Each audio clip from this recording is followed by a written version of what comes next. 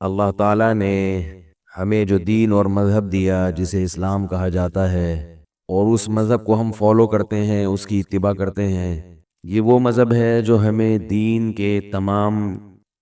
کیا بلکہ دنیا کی تمام معاملات میں رہنمائی کرتا ہے، اور ساتھ ساتھ ہمیں دین پر چلانے کے لیے جو ایندھن چاہیے وہ ایندھن بھی ہمیں فراہم کرتا ہے۔ اس کی مثال ایسے ہے جیسے کوئی ڈاکٹر یا حکیم ہو، آپ کو دوا لکھ کر دے اور آپ یہ کہیں کہ یہ دوا مجھے موافق نہیں آتی، یا یہ دوا میرے حلق سے نیچے نہیں اترتی، یا یہ دوا کھانا میرے لیے مشکل ہے، تو وہ آپ کو دوا بھی بتائے اور ساتھ ساتھ دوا حلق میں اتارنے کا نسخہ بھی بتائے۔ دوا بھی ہوگی اور دوا حلق میں اتارنے کا نسخہ بھی ہوگا۔ جیسے کوئی کڑوی دوا ہے جو آپ کے حلق میں نہیں اترتی، تو کہا جاتا ہے کہ اس میں شہد ملا کے کھا لو، اس میں چینی ملا کے کھا لو۔ ماں باپ جب بچوں کو دوا کھلاتے ہیں کڑوی دوا، تو کیسے لارے رپے دیتے ہیں ان کو۔ تو اللہ تعالیٰ یہ چاہتے ہیں کہ انسان کے دل میں صرف اور صرف اور صرف کس کی محبت ہو؟ اللہ کی۔ کیونکہ جب تک اللہ کی محبت دل میں نہیں ہوگی، آپ اللہ کے احکام کو فالو نہیں کر سکتے۔ دو چیزیں ہوتی ہیں نا کسی کے حکم پر چلانے کے لیے، ایک کسی کا خوف اور ایک کسی کی محبت۔ بعض مرتبہ ہم کسی کے حکم پہ چلتے ہیں اس کے خوف کی وجہ سے، ڈر ہوتا ہے، اور بعض دفعہ ہم کسی کے حکم پہ چلتے ہیں اس کی محبت کی وجہ سے، اور بعض مرتبہ دونوں چیزیں ہوتی ہیں، خوف بھی اور محبت بھی۔ تو اللہ تعالیٰ نے ہمیں جو دین دیا، جو ہر شعبے میں ہماری رہنمائی کر رہا ہے، اس دین کو فالو، اس کے پیچھے چلنا، اس کی پیروی کرنا ممکن نہیں ہے جب تک کہ دین کا جو حکم دینے والا ہے اس کی محبت ہمارے دل میں نہ ہو اور اس کا خوف ہمارے دل میں نہ ہو۔ تو حکم پر تھوڑا تھوڑا چلا جاتا ہے، زیادہ ہو زیادہ چلا جاتا ہے، اگر ہو ہی نہیں تو بالکل بھی نہیں چلا جاتا، کوئی تعلق ہی نہ ہو۔ اس سے یہ پتہ چلتا ہے کہ اللہ کا خوف پیدا کرنا بھی ضروری ہے اور اللہ کی محبت پیدا کرنا بھی ضروری۔ خوف پیدا کرنا بھی ضروری اور محبت پیدا کرنا بھی ضروری، اور یہ چیزیں اختیاری ہیں، پیدا ہو جاتی ہیں اگر آپ چاہیں۔ اور اللہ کی محبت پیدا کرنے کا ایک بہت بڑا فائدہ اور بھی ہوتا ہے، وہ یہ کہ موت ایمان پر واقع ہوتی ہے، انسان دہریہ نہیں بنتا، ایتھیس نہیں بنتا، مذہب مخالف نہیں بنتا۔ قرآن مجید میں اس کی دلیل ہے، اللہ تعالیٰ کا ارشاد ہے، یا ایھا الذین آمنوا من یرتد منکم عن دینہ فسوف یأتی اللہ بقوم یحبہم ویحبونہ۔ اے ایمان والو، تم میں سے جو بھی اپنے دین سے پیچھے ہٹا، جو بھی اپنے دین سے پیچھے ہٹا، کسی بھی وجہ سے ایسا ماحول مل گیا کہ وہ مذہب مخالف لوگ ہیں، تو اب مولوی لوگ برے لگنے لگے، داڑھی والے برے لگنے لگے، نماز پڑھنے والے برے لگنے لگے۔ فرمایا کسی بھی وجہ سے جو اپنے دین سے پیچھے ہٹا تو اللہ کا کچھ بھی نہیں بگاڑ سکتا۔ ہوگا کیا؟ فَسَوْفَ يَأْتِ اللَّهُ بِقَوْمٍ، اللہ ایسی قوم کو پیدا کرے گا، یحبہم، جو اللہ سے محبت کریں گے، وَيُحِبُّونَهُ، یحبہم، جو کہ اللہ ان سے محبت کرے گا، وَيُحِبُّونَهُ، اور وہ اللہ سے محبت کریں گے۔ اب آپ ذرا آیت کا سیاق و سباق دیکھیں۔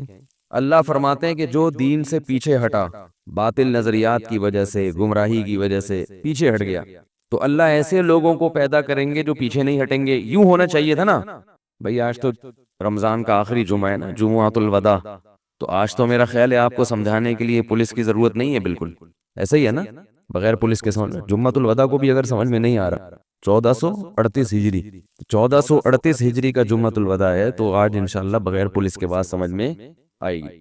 تو اللہ تعالیٰ کیا فرما رہے ہیں کہ جو بھی دین سے پیچھے ہٹ گیا تو اللہ ایسی قوم پیدا کرے گا جو اللہ سے محبت کریں گے اور اللہ ان سے محبت۔ تو ہونا یہ چاہیے تھا کہ تم میں جو بھی دین سے پیچھے ہٹا تو اللہ ایسی قوم پیدا کرے گا جو پیچھے نہیں ہٹے گی، یہ ہونا چاہیے تھا نا۔ لیکن الفاظ کیا ہیں کہ جو دین سے پیچھے ہٹ گیا اللہ ایسی قوم پیدا کرے گا جو اس سے محبت کرے گی۔ کیا مطلب؟ جو محبت کرنے والے لوگ ہیں وہ پیچھے نہیں ہٹتے، اور تم جو پیچھے ہٹے ہو اس کی وجہ یہ ہے کہ تمہارے پاس دلائل تو تھے، محبت نہیں تھی۔ اللہ کو ماننے کے، اسلام کے برحق ہونے کے دلائل تھے تمہارے پاس، لیکن اسلام سے اور اللہ سے محبت نہیں تھی۔ دلائل کی دنیا میں کوئی بھی کسی کو بیوقوف بنا سکتا ہے۔ دلائل کی دنیا ایسی ہے کہ آج اس کے دلائل سنے، اس کے سمجھ میں آئے، کل شیطان کیا کرے گا؟ برگلا دے گا آپ کو۔ عقل پرست، عقل سے کام لینا ضروری ہے، عقل پرستی کی اجازت نہیں ہے۔ عقل کو حد سے زیادہ مسلط مت کرو۔ دیکھو، انسان کو اپنے والدین سے محبت ہوتی ہے، تو والدین کے خلاف جب وہ کسی سے کچھ سنتا ہے تو یہ نہیں دیکھتا کہ یہ صحیح کہہ رہا ہے یا غلط۔ دلائل کی دنیا میں آئیے ہم اس کا تجزیہ کرتے ہیں۔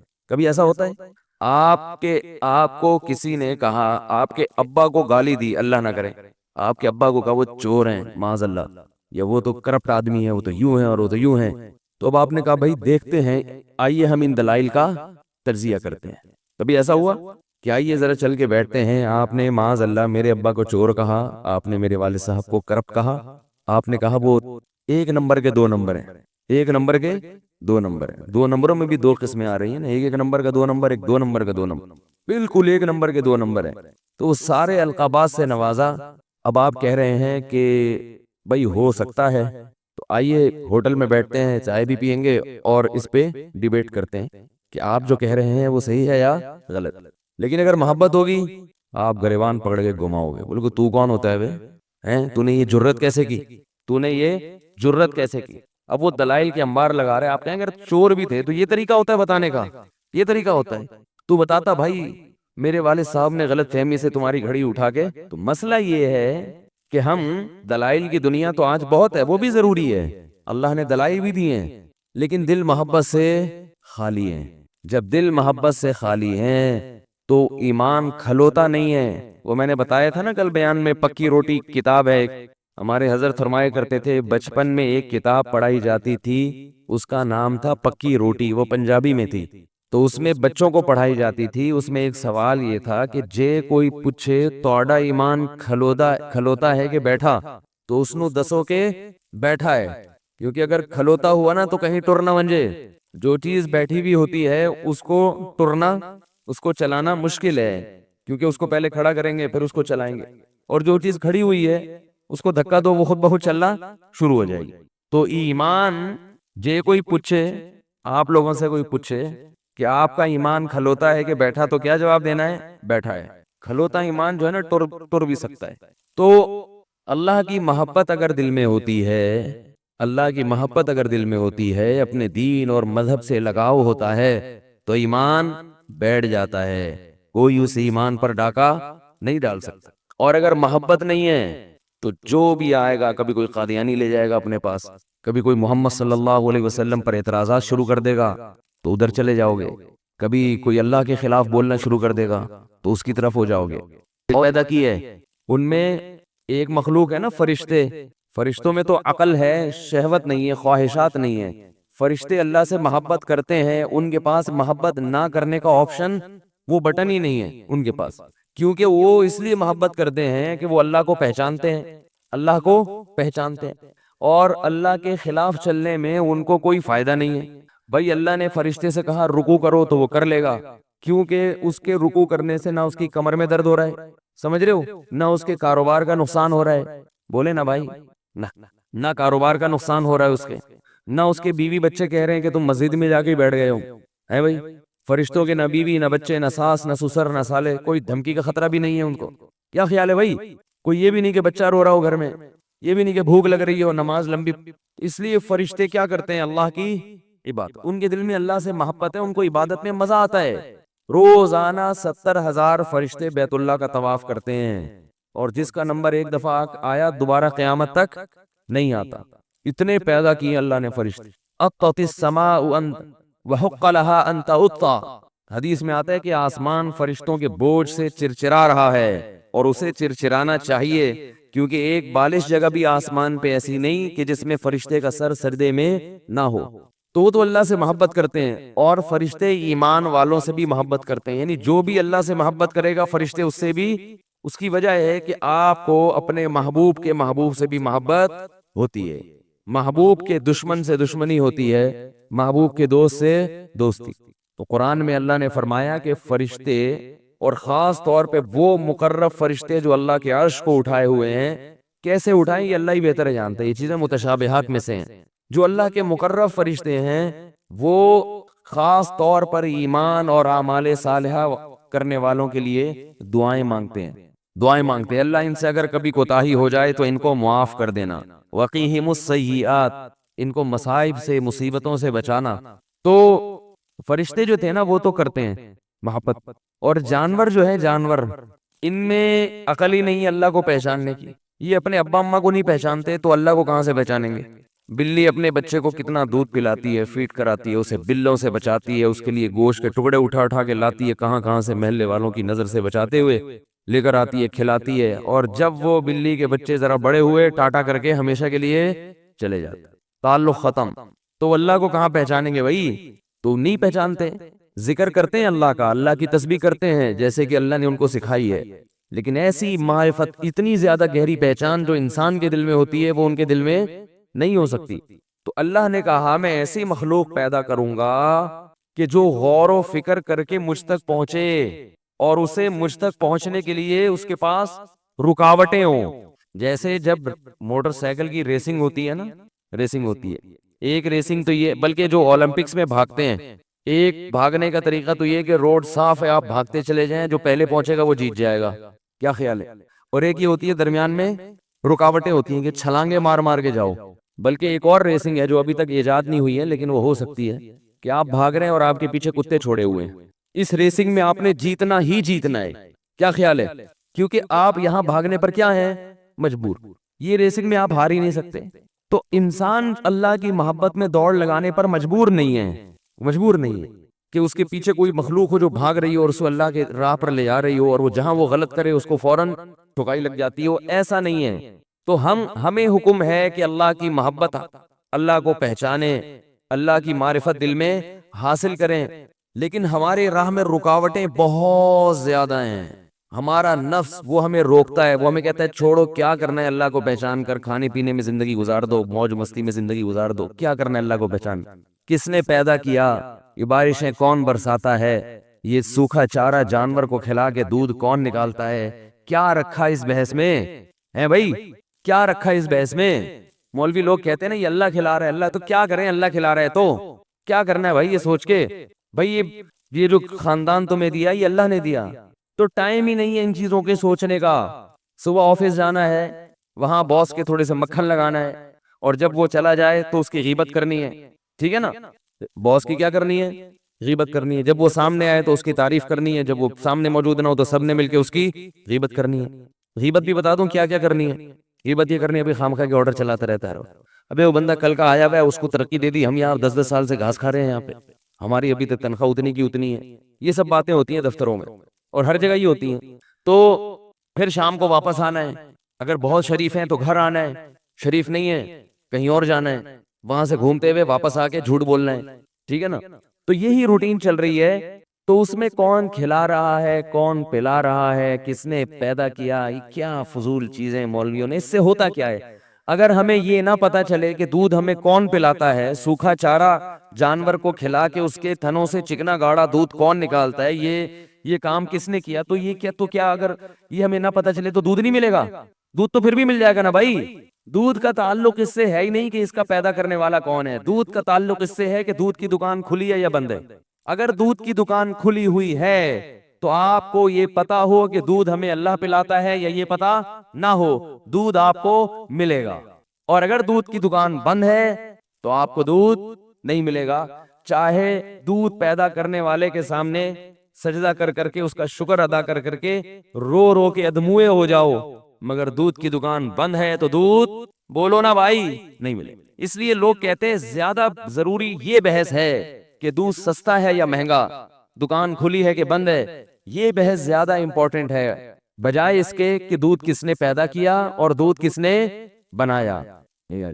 تو مسئلہ یہ ہے کہ فرشتے تو اس لیے مان لیتے ہیں کہ اللہ تو نے دودھ پیدا کیا، دودھ پیتے نہیں ہے لیکن شکر میں سجدے میں گرے رہتے ہیں، کیونکہ ان کو دودھ کی ضرورت ہی نہیں ہے، ان کی خواہشات نہیں ہیں۔ ہمارے ساتھ مسئلہ ہے، جنات کے ساتھ بھی یہی مسئلہ ہے، جنات کے ساتھ بھی یہی مسئلہ ہے کہ ان میں بھی خواہشات ہیں۔ اللہ نے آدم علیہ السلام کو سجدہ کرنے کا حکم دیا نا جنات کو اور فرشتوں کو، فرشتوں نے ٹھا کر کے کر لیا سجدہ.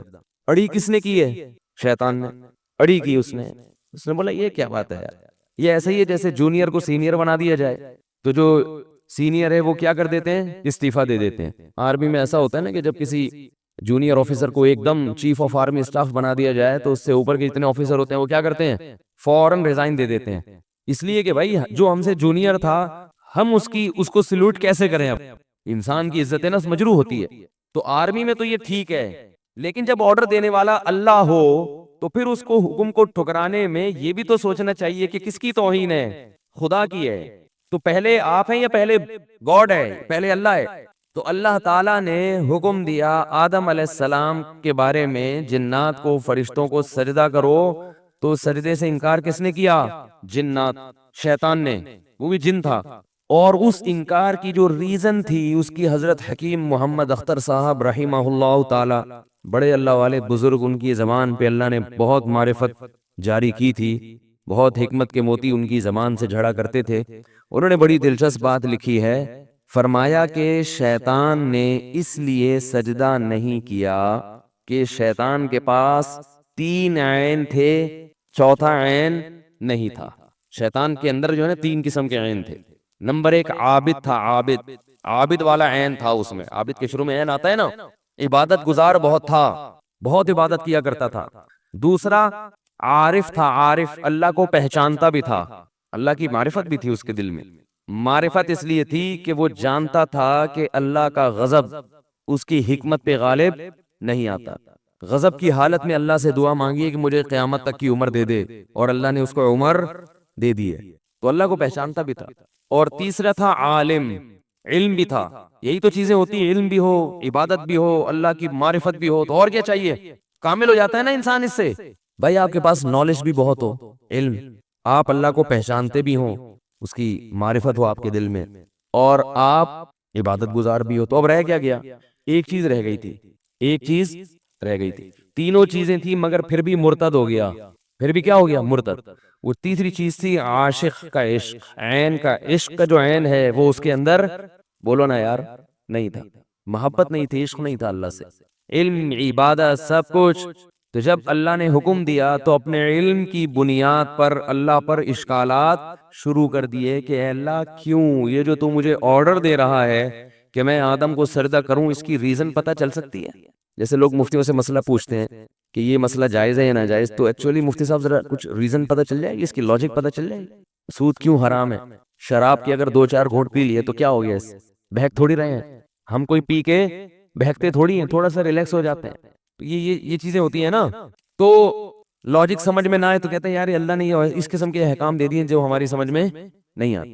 تو شیطان نے بھی یہ کہا کہ اے اللہ یہ جو تو مجھے کہہ رہا ہے تو ایکسکیوز می، اس کی ذرا مجھے لاجک پتہ چل سکتی ہے کہ میں کیوں سجدہ کروں آدم کو؟ اے بھائی کوئی وجہ اس کی ریزن؟ تو اللہ نے فرمایا کہ تم پہلے اس کی لاجک بتا دو گے کہ تم سجدہ کیوں نہیں کر رہے. اللہ نے بھی یہ سوال پوچھا کہ تم بتاؤ گے اس کی لاجک کہ میں تمہیں حکم دے رہا ہوں اور تم سجدہ نہیں کر رہے. اس کے بعد بھی کسی لاجک کی ضرورت ہے. استکبرت ام کنت من العالین.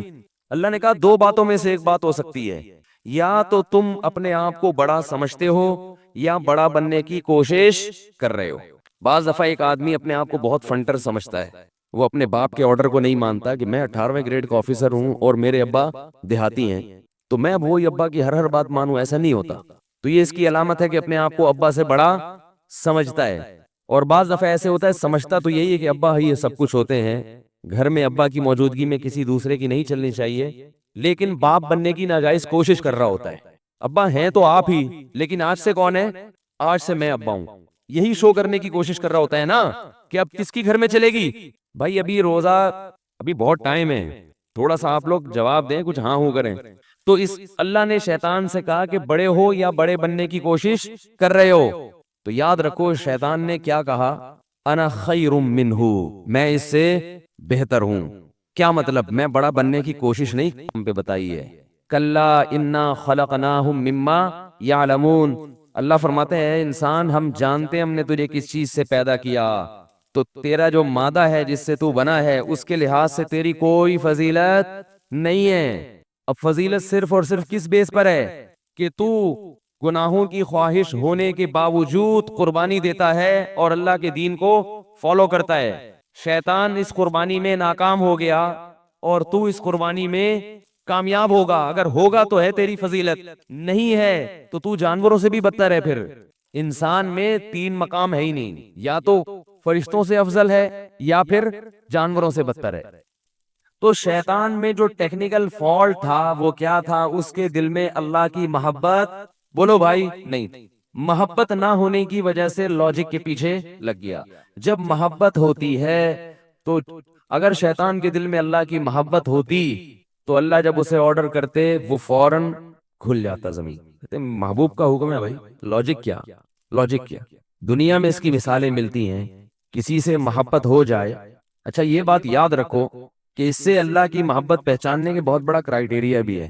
اگر شریعت آپ کو حکم دے رہی ہے کسی ایسے آدمی کے احترام کا جس کے احترام کا آپ کا دل نہیں چاہتا، اور پھر بھی آپ اللہ کی خاطر اس کا احترام کرو جیسے کہ مولوی صاحب، تو یہ اس کی علامت ہے کہ آپ کے دل میں اللہ کی محبت ہے. آپ یہ نہیں دیکھتے کیونکہ مولوی تو طنز ہوتے ہیں نا، یہ مولوی ایسے مولوی ایسے، دل نہیں چاہتا، لیکن یہ سوچ کے کہ یار چلو نماز پڑھاتے ہیں، کیا خیال ہے بھائی، نماز پڑھا دیتے ہیں.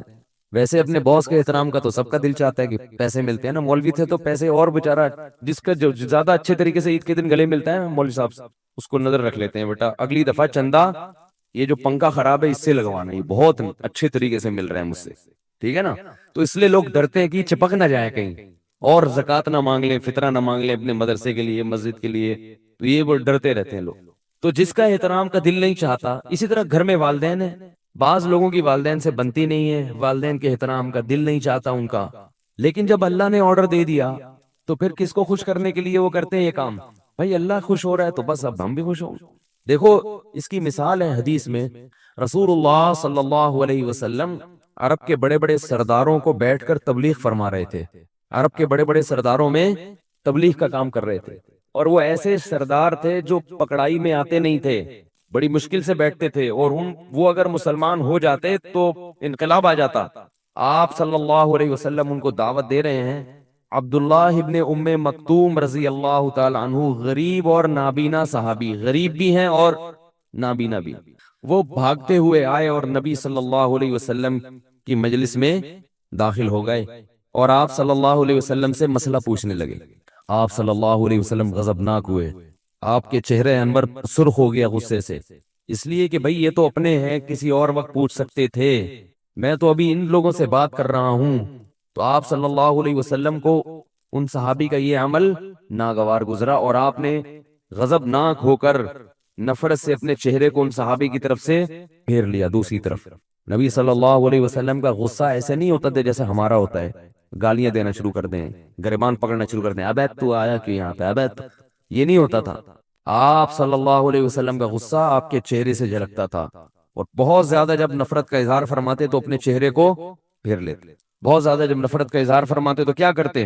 چہرہ پھیر لیتے، ایسے کرتے بس. تو ان صحابی کو بڑی تکلیف ہوئی. اس پہ اللہ نے آیات نازل کی، عبسا وتولا ان جاءہ الاعمی. محمد صلی اللہ علیہ وسلم کی پیشانی پہ سلوٹیں آ گئیں اور محمد صلی اللہ علیہ وسلم نے اپنے چہرے کو پھیر لیا اس بیس پر کہ ایک نابینا آیا ہے. وما یدریک لعلہ یزکا، اے محمد صلی اللہ علیہ وسلم آپ کو کیا علم کہ آپ اس کو سمجھاتے تو وہ نصیحت حاصل کر لیتا.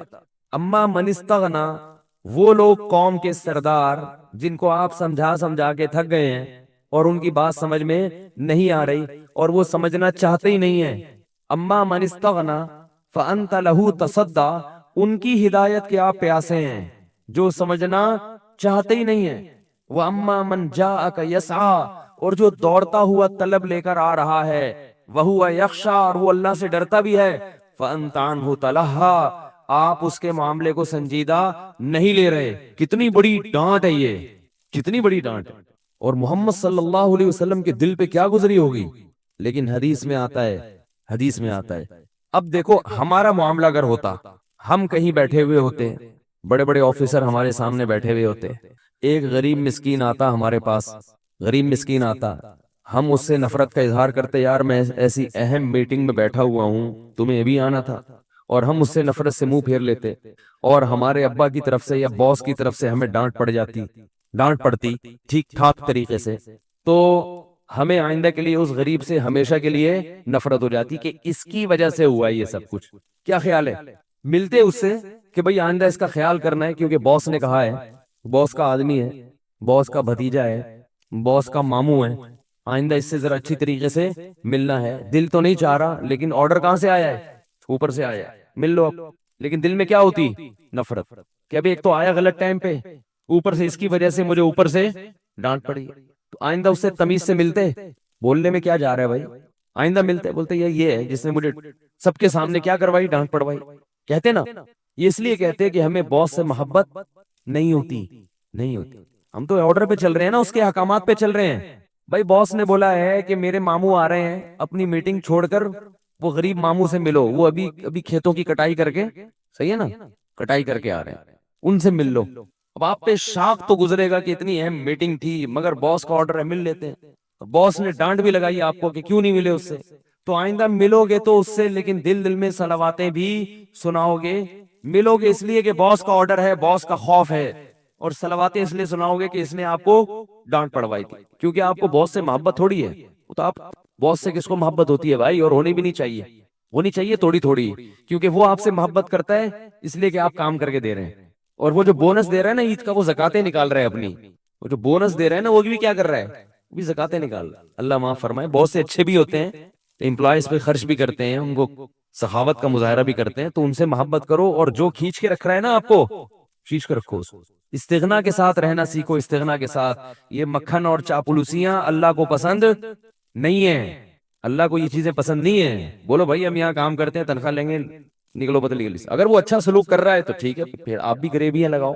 اوور ٹائم کے بجائے گریبیاں لگاؤ. اوور ٹائم میں اور گریبی میں فرق یہ ہوتا ہے کہ اوور ٹائم کے اضافی چارجز ہوتے ہیں، گریبی کے پیسے نہیں لیے جاتے. وہ آپ ویسے ہی کمپنی کی ترقی کے لیے آپ اپنی طرف سے کرتے ہو. تو نبی صلی اللہ علیہ وسلم کو اللہ نے کتنی سخت تنبیہ فرمائی عبس و تولی میں، لیکن آپ صلی اللہ علیہ وسلم نے اس واقعے کے بعد جب بھی عبداللہ ابن ام مکتوم رضی اللہ عنہ کو دیکھتے تھے، آپ محبت کا اظہار فرماتے، ان کا استقبال کرتے، فرماتے ھذا الذی عاتبنی فیہ ربی، یہ وہ بزرگ شخصیت ہے جس کی وجہ سے میرے رب نے مجھے تنبیہ کی ہے. اس کا ایسا مقام ہے اللہ کی نظر میں، اتنا بڑا مقام ہے کہ اللہ نے اپنے پیغمبر کو تنبیہ کی ہے اس کی وجہ سے. ایسا اس کو پروٹوکول دیتے، اتنی اس کو عزت دیتے.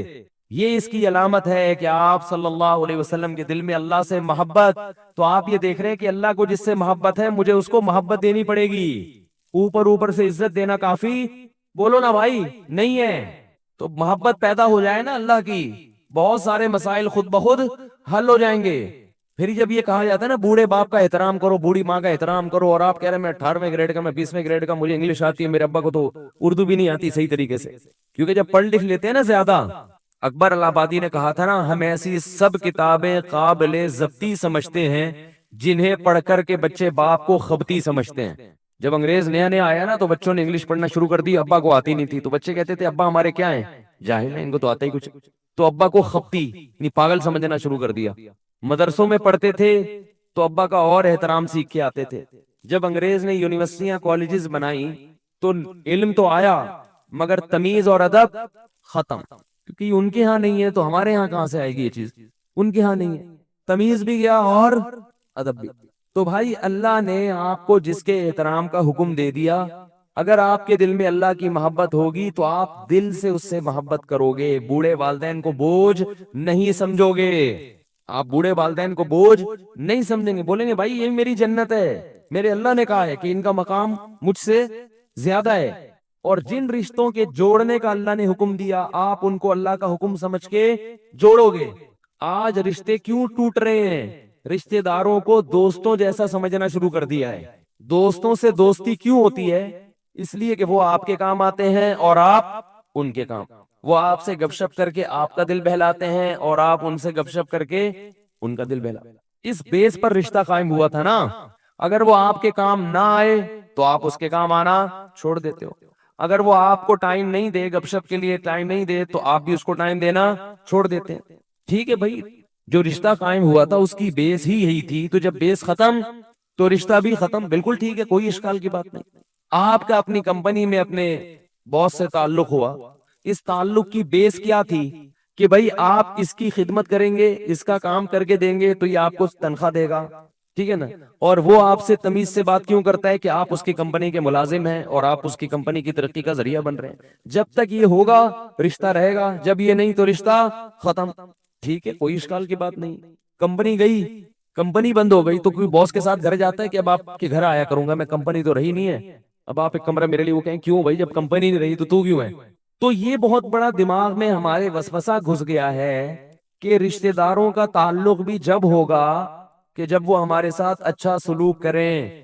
نہیں ہے بھائی, رشتہ جو ہے نا, رشتے ان کی بیس یہ نہیں ہے کہ وہ آپ کے ساتھ اچھا سلوک کرتے ہیں یا گپ شپ کرتے ہیں, نا نا نا نا نا نا. ان کی بیس یہ ہے کہ جو بلڈ ان کی رگوں میں دوڑ رہا ہے وہی آپ کی رگوں میں دوڑ رہا ہے. ڈی این اے ملتا ہے, اللہ نے ان کے جسم سے آپ کے جسم کو بنایا, یا اللہ نے جس باڈی سے ان کو بنایا اسی باڈی سے آپ کو بنایا.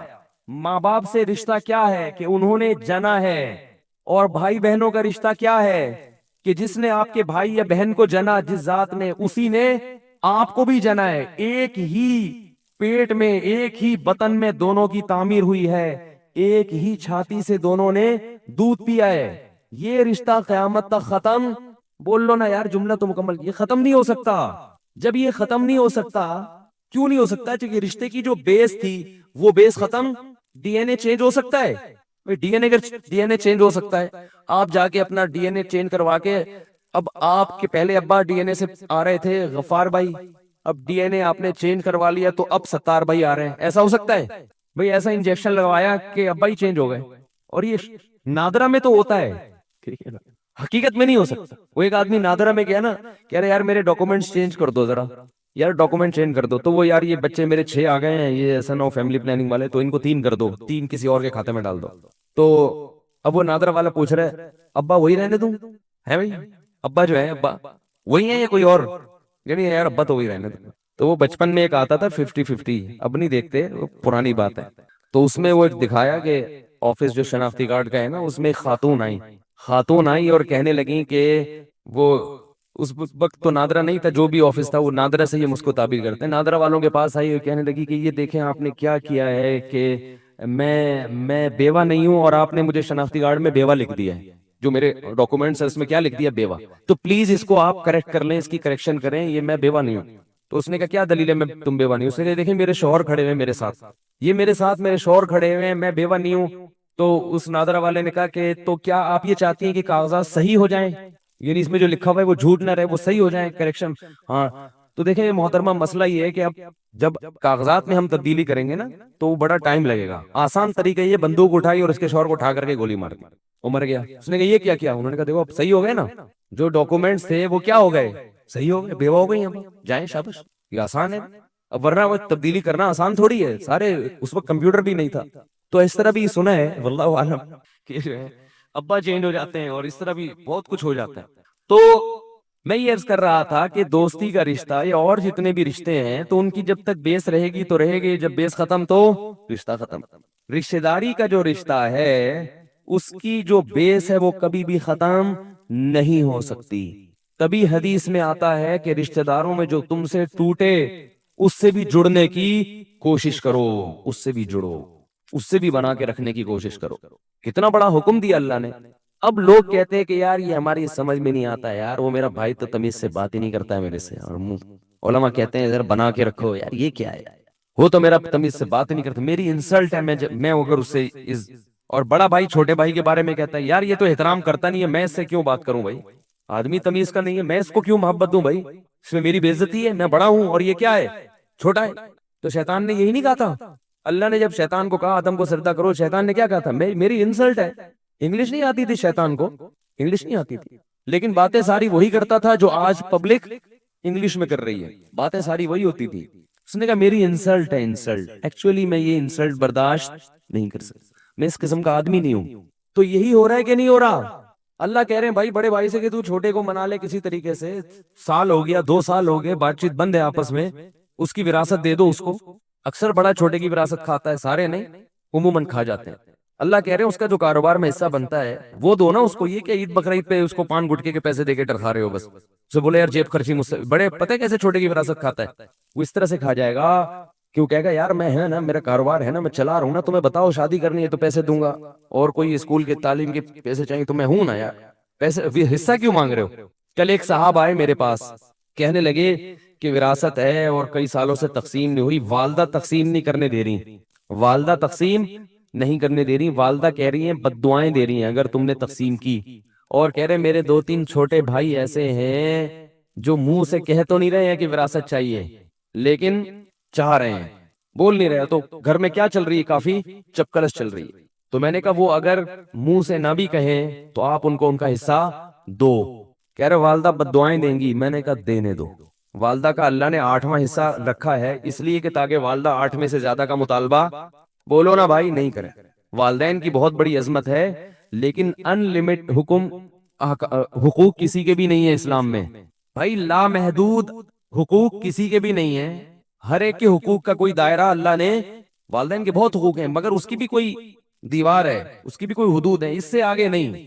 اس سے آگے اگر وہ جائیں گے تو وہ خود گناہگار ہوں گے. اب مائیں وراثت تقسیم نہیں کرنے دیتی شوہر کے مرنے کے بعد, کہتی ہائے یہ ہائے. میں نے کہا بھائی اگر ماں کو یہ ڈر ہے کہ کہیں بٹوارا ہو کے میں رول نہ جاؤں تو اس کا تو انتظام آپ سب پر لازم ہے. ماں کو گھر دینا, ماں کو عزت کے ساتھ رہائش دینا, اس کا تو آپ نے ویسے ہی انتظام کرنا ہے. اس کا وراثت کی تقسیم سے کوئی تعلق نہیں ہے. یہ بولو آپ ان کو گارنٹی دو, اور ماں کا 8واں حصہ اگر اتنا بن رہا ہے کہ اس میں ان کے لیے گھر آ سکتا ہے تو ٹھیک ہے, نہیں آ سکتا تو آپ ان کے ساتھ تعاون کرو اس میں, یہ تو آپ کی اس کا وراثت سے تعلق نہیں ہے. لیکن جس جس کا حصہ ہے اس کے حوالے کرنا پڑے گا. اب لوگ ایسی باتیں سن کے نا ایسے عجیب سے ہو جائے, وہ تو اچھے آدمی تھے کیونکہ بیان سن رہے ہوں گے اس لیے, ورنہ عام طور پہ لوگ کیا ہو جاتے ہیں, یا یہ کیا یار اب گھر بیچیں اب پیسے دیں, فری کے پیسے جا رہے ہیں.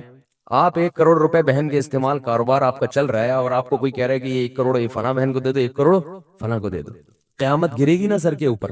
کیا خیال ہے بھائی؟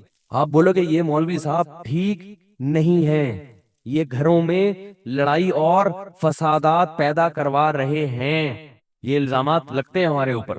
یہ گھروں میں اچھے بھلے محبت سے رہ رہے تھے, ماں کی بددعاؤں سے بچے ہوئے تھے, انہوں نے جا کے کیا کر دیا, لڑوا دیا. ہاں تو بھائی فساد ہم نہیں پیدا کر رہے, فساد وہ پیدا کر رہے جو کسی کا حق روک رہا ہے, اور جو دوسرے پہ ظلم کر رہا ہے قطع رحمی کی نسبت اس کی طرف ہوگی. ہوتا کیا ہے کہ ایک دوسرے پر ظلم کرتا ہے, جب اس کو غصہ آتا ہے تم رشتہ داری توڑ رہے ہو. بھائی تم رشتہ داری, یہ ایسے ہی ہے جیسے کوئی جیب کترا آپ کی جیب سے موبائل نکالے, آپ نے ایک تھپڑ لگا دیا. جیب کترا کہے تم انسانیت کا احترام نہیں کر رہے. تم نے مولوی صاحب کا بیان نہیں سنا کہ مسلمان کی کتنی عزت ہے, مسلمان سے تمیز سے بات کرنا, اور مارنا ہو تو چہرے پہ نہ مارو, گردن پہ مارو, بلکہ مارو ہی نہیں. تو آپ کہیں گے بھائی احترام تو جب ہے کہ موبائل تو نہ نکالو, کم از کم موبائل تو نکالو. تو یہ بھی یاد رکھو رشتہ داری توڑنے کی نسبت اس کی طرف ہوگی جو ظلم کر رہا ہے. کس کی طرف ہوگی؟ وہ زیادہ بڑا گناہگار ہے, اور جو اپنا حق مانگ رہا ہے وہ گناہگار نہیں ہے. ہاں یہ ضروری ہے کہ اگر وہ رشتہ داری جوڑنے کی خاطر اپنے حق سے دستبردار ہو جائے کہ لڑائی نہ ہو, تو پھر وہ ایک اللہ کی طرف. حدیث میں آتا ہے کہ جو حق پر ہونے کے باوجود اپنا حق چھوڑ دے تو اللہ اسے جنت کے بیچ میں محل دیں گے. لیکن یہ صرف آپ کے اپنے اوپر یہ حکم لاگو ہوتا ہے. آپ اپنے بھائی کو یا بہن کو یہ مشورہ, کیونکہ ساری الٹی چیزیں جو ہے نا وہ لوگ کیا کرتے ہیں, بات سیدھی ہوتی ہے جا کے اس کا جو اس کو اپلائی کرتے ہیں نا وہ الٹے طریقے سے کرتے ہیں. اب بہن وراثت مانگے گی تو آپ کہیں گے کہ حدیث میں آتا ہے کہ جو جس کا حق بنتا ہو اور وہ پھر بھی بھائیوں کی محبت حاصل کرنے کے لیے اپنا حق چھوڑ دے تو جنت کے بیچ میں بہن تمہیں گھر ملے گا. اب بتاؤ ڈیفنس کا 1000 گز کا بنگلہ چاہیے, یہ جنت کے بیچ میں 5000 گز کا بنگلہ چاہیے. وہ بیچاری کو آزمائش میں ڈال دیا. تو یہ اپنے لیے ہے, دوسرے کا آپ کو بہرحال حق دینا ہے. اگر وہ چھوڑ بھی رہا ہو تو آپ کہیں کہ بھائی مجھے کیا پتا دل ہے اس کا راضی ہے. اور پھر ویسے بھی نیچ حرکت ہے نا, گھٹیا حرکت ہے بہنوں کا مال کھانا. اللہ نے تو خاص طور پہ حکم دیا عورت کا مال مت کھاؤ. آدمی کھائے اپنے جیسے کا کھائے تو مزہ بھی آتا ہے نا, لڑائی بھی ہوگی, فائٹ بھی ہوگی. یہ کیا عورتوں کا مال کھا رہا ہے اٹھا کے, کمزور عورت ہے اس کو بیوقوف بنا رہا ہے. مرد تو مال خرچ کرنے والا اللہ نے بنایا اس کو, اس کا تو ہونا یہ چاہیے کہ آپ اس سے کہو کہ میرا حصہ بھی تھوڑا سا تم لے لو, جاؤ عیش کرو. چلو اتنا نہیں, رمضان ہے روزہ زیادہ نہ لگنا شروع ہو جائے, اتنا نہیں کر سکتے تو کھائیں نہیں کم از کم. تو جب اللہ سے محبت ہوگی تو اللہ نے اگر ہمیں حکم دیا بوڑھے والدین کا اکرام کرو, علماء کا احترام کرو, تو یہ احترام اور محبت دل سے ہوگا, اوپر سے نہیں ہوگا.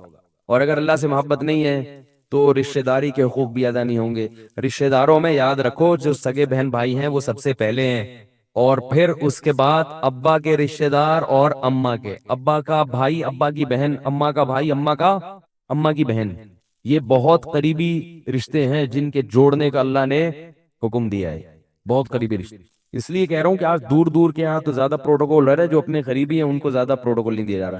تو جلدی سے بات کو سمیٹ کے میں ختم کرتا ہوں. تو اللہ تعالیٰ یہ چاہتے ہیں کہ ہمارے دلوں میں اللہ کی محبت پیدا ہو جائے.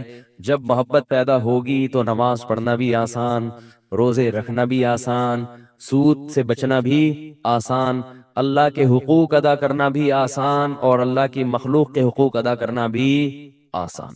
پھر جب حکم آئے گا داڑھی رکھو تو رکھ لیں گے، اس کی لاجک تلاش نہیں کریں گے. یار یہ تو اس زمانے میں تھا، ایک پروفیسر ہے نا، انہوں نے یہ چھیڑ دیا کہ داڑھی تو اس زمانے میں تھا جب سب لوگ رکھتے تھے، تو اس لیے وہ کلچر تھا.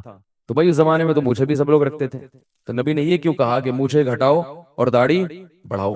نبی نے یہ کیوں کہا کہ 10 چیزیں پیغمبروں کی فطرت ہیں، ناخن کاٹنا، بغل کے بال کاٹنا، یعنی نوچنا، اس کو صاف کرنا، مونچھیں گھٹانا، داڑھی بڑھانا، تو یہ پیغمبروں کی فطرت جو بیان کی جا رہی ہے، تو یہ کہ عرب کا کلچر بیان کیا جا رہا ہے. تو دیکھو ایک کام اگر نہیں ہوتا تو اللہ کے سامنے گڑ گڑا لو، مگر شریعت کو تبدیل کرنے کی کوشش مت کرو.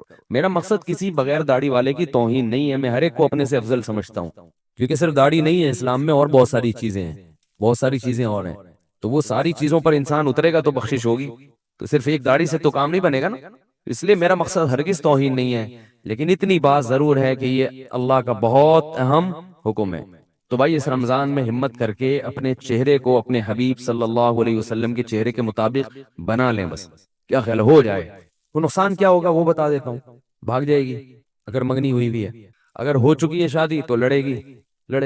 لڑنے دو، کیا کر لے گی بھائی؟ بولے گی آپ ملا سے لگ رہے ہیں، بولے لگ رہا ہوں، اب تو ہو گئی نا ہے بھائی، اب کیا جو مرضی لگو.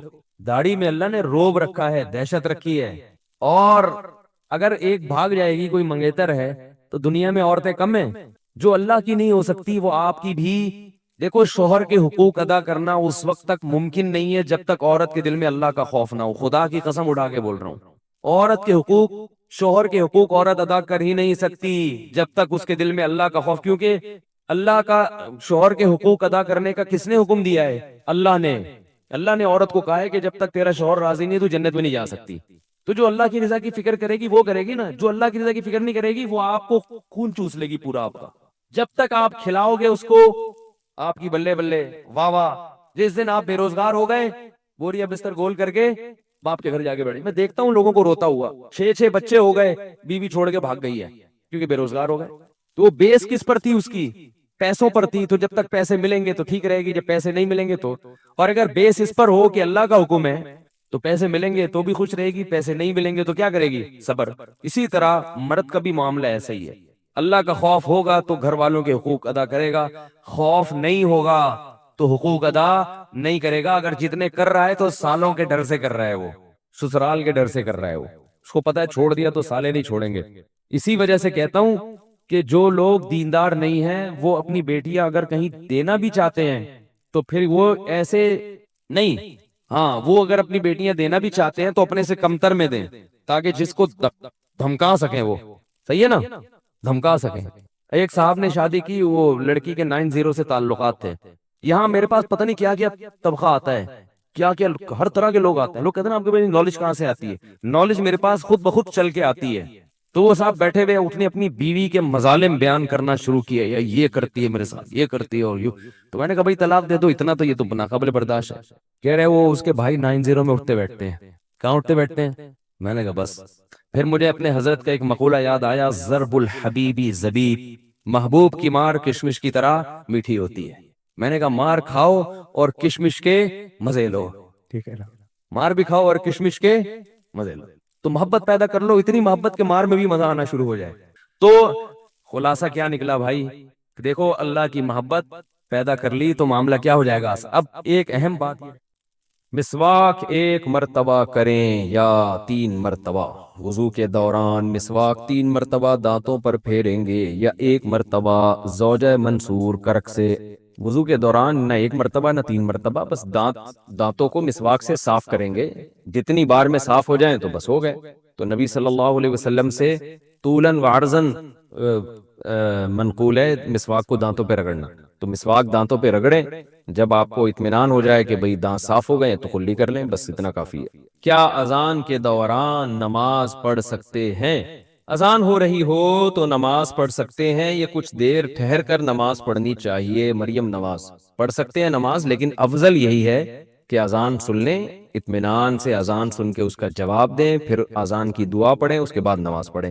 رسول اللہ صلی اللہ علیہ وسلم نے فرمایا کہ جب مؤذن اذان کہے تو فقولوا مثل ما قال المؤذن، تو وہی الفاظ دہرایا کرو جو مؤذن کہہ رہا ہے، لیکن حی علی الصلاۃ اور حی علی الفلاح پہ لا حول ولا قوت الا باللہ کہا کرو۔ تو اگر آپ اذان کے دوران نماز پڑھیں گی تو پھر یہ اذان کا جواب کون دے گا؟ تو اس لیے بہتر یہی ہے کہ اذان کے دوران اذان سنی جائے، انہی الفاظ کو دہرایا جائے کہ اللہ ہم بھی اقرار کرتے ہیں کہ تیرے سوا کوئی عبادت کے لائق نہیں، اور پھر آخر میں درود شریف پڑھ کے نبی صلی اللہ علیہ وسلم پہ دعا پڑھی جائے، اللہم رب هذه الدعوة التامة والصلاة القائمة آت محمدا الوسیلة والفضیلة وابعثه مقاما محمودا الذی وعدته انک لا تخلف الميعاد۔ آپ نے فرمایا جو اذان کا جواب دے اور یہ دعا پڑھے، حلت لہو شفاعتی، میری شفاعت اس کے لیے لازم ہو جائے گی۔ تو اتنی بڑی فضیلت ہے، یہ اس پر عمل کرنا چاہیے۔ فجر سے پہلے نفل نماز پڑھنے کا حکم۔ کیا فجر کی نماز سے پہلے نفل نماز پڑھ سکتے ہیں؟ بنت عبداللہ انڈیا سے نہیں پڑھ سکتے۔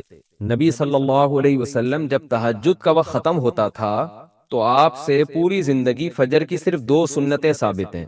سنت کے بعد آپ صلی اللہ علیہ وسلم نے فجر کی نماز کے علاوہ کوئی نماز نہیں پڑھی ہے۔ تو اس لیے حالانکہ نبی صلی اللہ علیہ وسلم نماز پہ بہت حریص تھے، بہت سے لوگ کہتے ہیں نا منع بھی تو نہیں کیا نبی نے نفل پڑھنے سے، ہم یہ کہتے ہیں کہ نماز نبی صلی اللہ علیہ وسلم کی آنکھوں کی ٹھنڈک، اس کے باوجود آپ نے فجر سے پہلے 2 سنتوں کے علاوہ کوئی نماز نہیں پڑھی ہے، تو یہ اس کی علامت ہے کہ یہ ناپسندیدہ عمل ہے۔ اگر اس کی ذرا بھی گنجائش ہوتی تو سب سے پہلے آپ صلی اللہ علیہ وسلم اس پر عمل کرتے۔